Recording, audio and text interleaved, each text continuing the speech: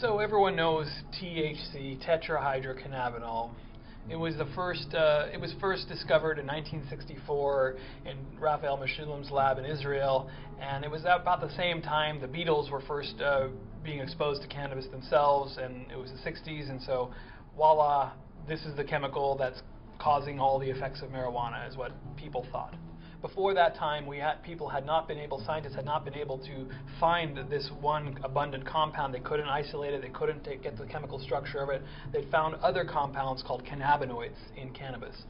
But THC was the big find, and a 32-year-old scientist discovered it and launched an illustrious career. But it turns out that THC is not the only game in town in marijuana and cannabis, and it's not the only extremely useful compound in cannabis. And for that, you have to look at CBD. CBD stands for cannabidiol, CBD. It's basically a structural isomer of THC. What that means to say is THC and CBD have the same chemical composition, but the atoms are just arranged just a little bit differently. In fact, there's a ring that opens and closes. If that ring is closed, it's THC. If that ring is open, it's CBD. And you can actually, in a flask, convert between one and the other with just a little bit of acid. And any organic chemist out there will know what I'm talking about.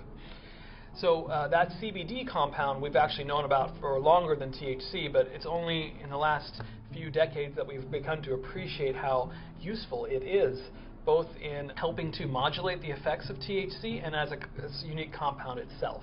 It has anti-seizure properties, it has pain-relieving properties, it has anti-cancer properties. It blunts the worst effects of THC itself when it's co-administered. So people talk about a dissociative effect with THC, people talk about an anxiogenic effect. When you put CBD in there, it actually helps to mitigate those effects. And that's been shown in studies where they go out in the field and they test what types of marijuana people have, and the ones that have CBD in them, people report improved, less of those negative symptoms I described. And that's also been seen in animal studies and on and on. And some groups have even called for just adding CBD into cancer chemotherapy regimens. And these are cancer research groups. And CBD has been also hailed as a treatment to prevent the diabetic neuropathy, which is the leading cause of blindness in the United States. It protects nerves. And this is all from a little compound, a set of compounds that this cannabis plant naturally produces. Some strains have higher amounts of THC and low amounts of CBD. Some strains have low amounts of THC and high amounts of CBD, and some are in between somewhere. And that's all part of the genetic diversity and chemical diversity of cannabis.